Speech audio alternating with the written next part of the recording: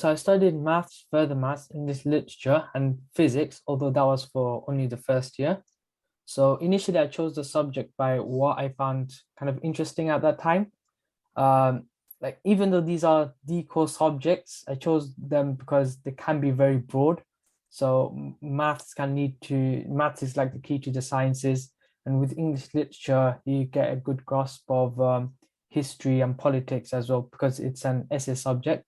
So that's why I kind of chose those subjects. Most people in my year group, they do English with, say, history or politics. For me, at that time, I wasn't really considering career path or which subject I'm interested in. So it's kind of broad.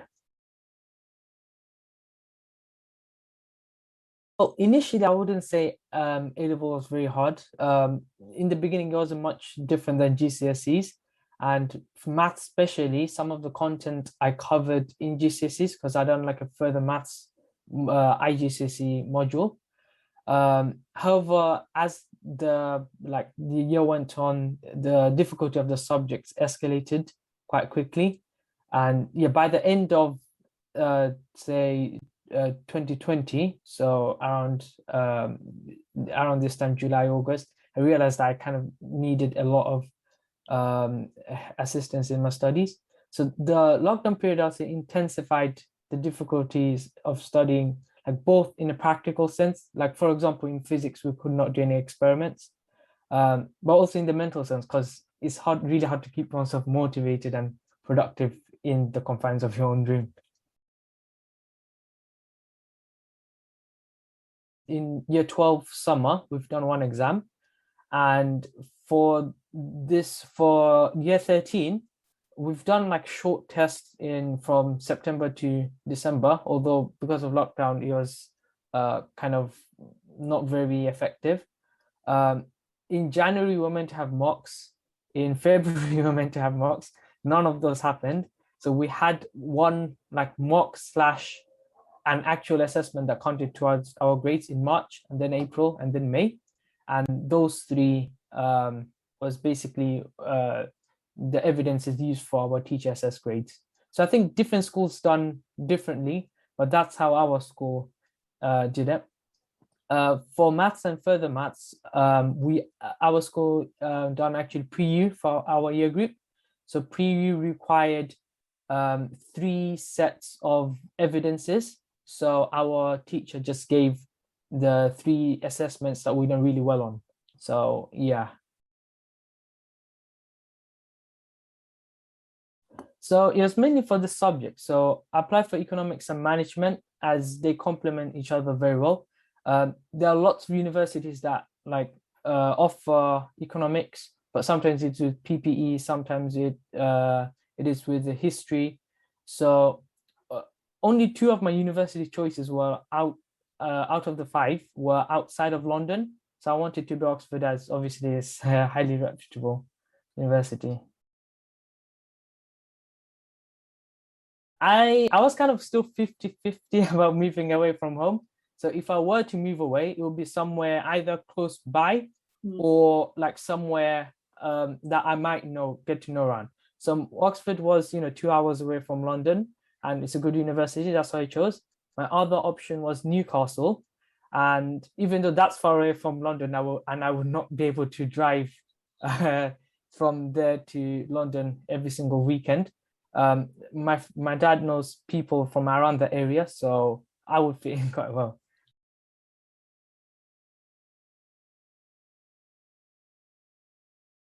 Within the 2 years, you kind of have to, research a bit more about what you want to do in your career or your university life. So economics and management, like after researching, made it fit together. So economics is studying the industry, whereas management is more like being in the industry and managing people, your company. So it just clicked, I would say.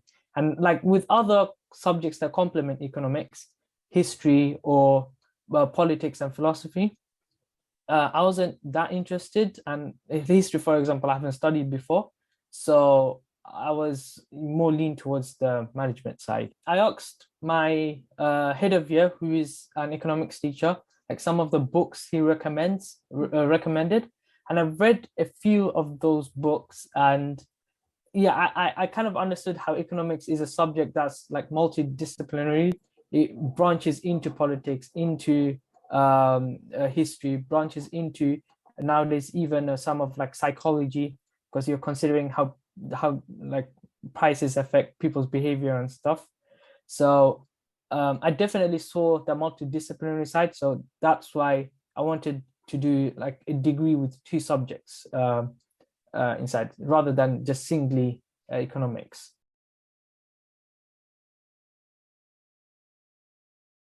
So um, it was only for Oxford that had to do the extra test. So it was the admission tests, TSA, Thinking Skills Assessment, and the interviews, obviously. So yeah, I didn't encounter any major difficulty in the application process. I think uh, for to succeed in the application process is mainly just dealing with deadlines, trying to meet them on time. Yeah, I wouldn't say those admission tests and interviews were particularly difficult. Um, I think what made it difficult was the fact that I haven't done any subject like TSA before. So that's why, uh, for instance, I just had to do lots of questions with my tutor and just see how to deal with that subject. Yeah. Yeah, thinking skills assessment, it's an unusual type of assessment. And it's like worded critical thinking question, and you're doing it really quickly. So some of the advice my tutor would give is like to draw a flowchart or use shorthand methods. In English, for example, okay, maybe for planning, you may use those skills. And there is, looking at critics and context to evaluate your opinions, but it's obviously longer answer. But in TSA exam, it's just a short multiple choice and you have to do it really quickly. So it's definitely quite different.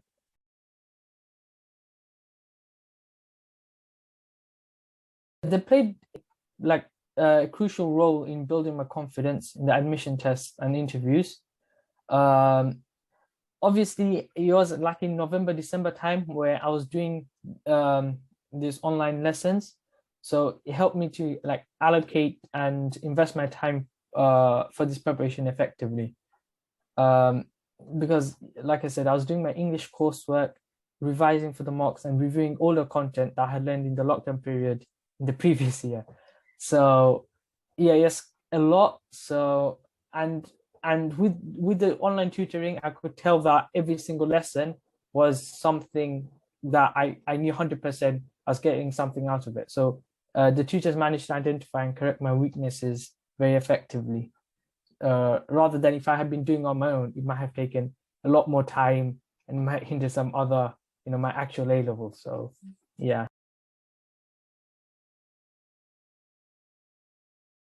So first establish your study routine.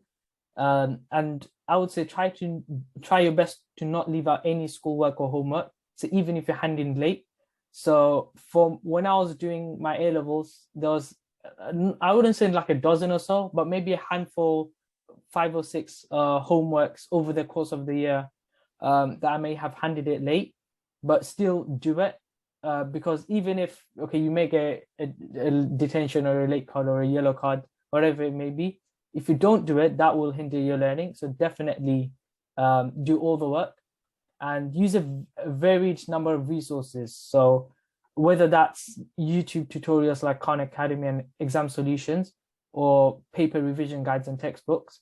I think like some people believe that, oh, we're only visual learners or we're only like readers, or it's not, it shouldn't be like that. Everyone should use a myriad of different resources uh, to help with their studies, and that kind of uh, links different concepts together quite well.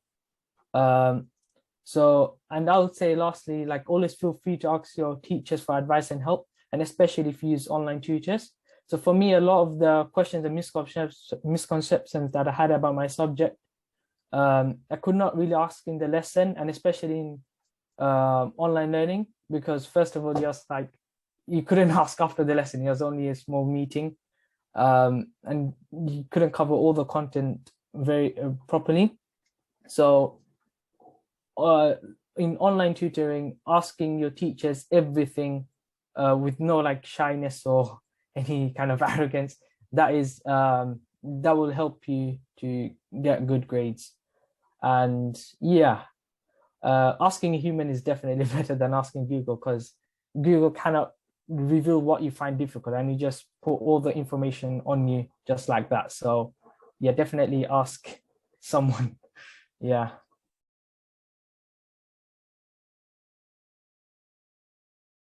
It's kind of mentioned to me by my teachers, and also kind of acted out. So is that to have consistency. So studying a lot in the term time and then not doing anything in the summer, for instance, is like severely hinders learning. So too much learning and revision, like it made me have burnouts, reducing quality and the effectiveness of what you've learned. And if you do nothing in the summer, that also hinders it. So for me, in the summer holidays, I've done like a few admissions tests and was like reading texts about my coursework, English coursework. However, what I've meant to be doing was actually writing the draft for it, but I did not complete that. So that made me push the deadline over to October, November, where the university and UCAS stuff was rolling in. So it's not to cram things.